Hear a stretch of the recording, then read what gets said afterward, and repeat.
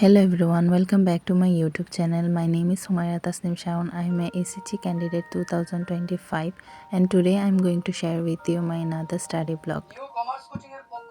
আজকে আমি খুব আর্লি ঘুম থেকে উঠে পড়েছি আমাদের টেস্ট এক্সাম মেবি 26 তারিখ থেকে স্টার্ট হবে বা এর আগে পরে করে।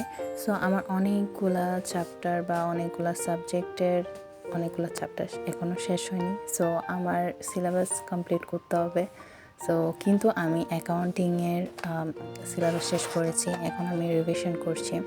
কিছু কিছু সাবজেক্ট আছে লাইক আইসিটি, ইংলিশ, অ্যাকাউন্টিং, এই তিনটা সাবজেক্ট আমার মোটামুটি হার্ড লাগে, যার কারণে এগুলো আমি প্রত্যেক দিন পড়ি কম করে। আগে এই সাবজেক্টগুলো সপ্তাহে আমি 3 দিন রাখতাম, 2 দিন রাখতাম, কিন্তু এখন এগুলো আমি এভরিডে পড়ি। আগে ডেইলি 4টা সাবজেক্ট বা 3টা সাবজেক্ট পড়ার ট্রাই করতাম, কিন্তু পড়ার টাইমে হয়তো কি ভালো করে 50 মিনিটও পড়তাম না। কিন্তু এখন হচ্ছে এই সাবজেক্টের মধ্যে টার্গেট অনেক ছোটো থাকে, লাইক 1.5 ঘন্টা পড়বো বা 1 ঘন্টা পড়বো, যার কারণে 1.5 ঘন্টা না পড়ি কিন্তু 1 ঘন্টা হলেও মন দিয়ে পড়া হয়।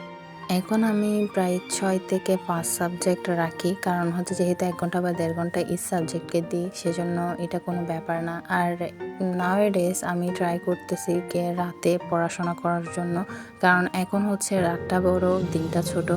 আর যেহেতু দিনে আমার হচ্ছে না, সেজন্য আমার রাতটাকে ইউজ করতে হবে। আমার এক্সাম খুবই কাছে, আমার 1 মিনিটও সময় নষ্ট করার মতো নেই, যার কারণে আমি এই সাবজেক্টে অনেক বেশি টাইম দেওয়ার চেষ্টা করতেছি না, বাট যতটুকু দিচ্ছি মন দিয়ে দিচ্ছি, মনোযোগ দিয়ে পড়ার ট্রাই করছি।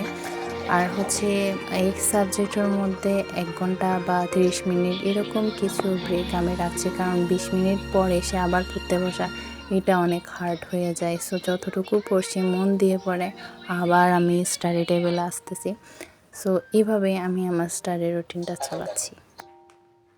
প্যারাগ্রাফ সবচেয়ে গুরুত্বপূর্ণ যেগুলো: ফুরিয়ালটেশন, drug addiction, road accident, climate change, deforestation, tree plantation, Dhaka metro rail, এইগুলো তোমাকে আমি এই যে পিডিএফটা আজকে দিব, দেখো এখানে 21টা প্যারাগ্রাফ আছে, ঠিক আছে? প্রত্যেকটা প্যারাগ্রাফ ওয়ার্ড মিনিং এবং বাংলা মিনিং সহকারে। যেমন এই যে ইন্টেনশনালি মানে ইচ্ছাকৃতভাবে ওয়ার্ড মিনিং দেওয়া আছে।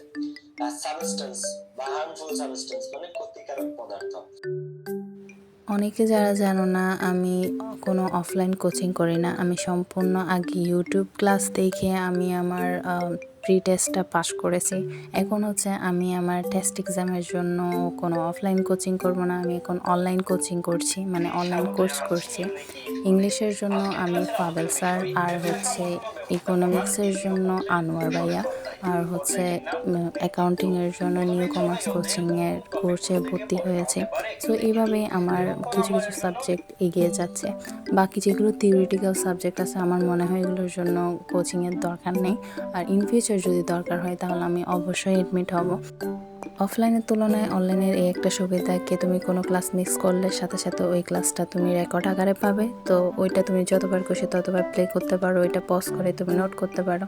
সো এই একটা কারণে অনলাইন ক্লাসটা অনেক বেশি বেনিফিশিয়াল মনে হয় আমার। সো পড়াশোনা শেষে আমি চলে গেছিলাম আমার আপুর বাসায়, যেহেতু আমার কাজিন এসেছে, সো ওকে নিয়ে ঘুরবো বলে।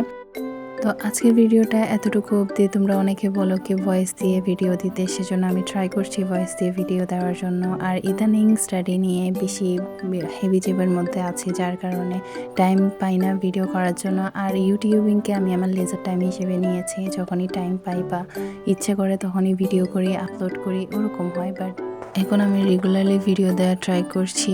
আর thank you so much for watching this video. আর যদি এই ভিডিওটা ভালো লেগে থাকে, মেক শিওর এই ভিডিওতে একটি লাইক আর কমেন্ট, আর আমার চ্যানেলটাকে সাবস্ক্রাইব করে দিও। So I will see in my next video. Till then take care, bye bye. আর হ্যাঁ, আমার পাশে আমার কাজিন আর আমার নেপিও মারপিট করছে গাইস, সো ইগনোর দ্যাম।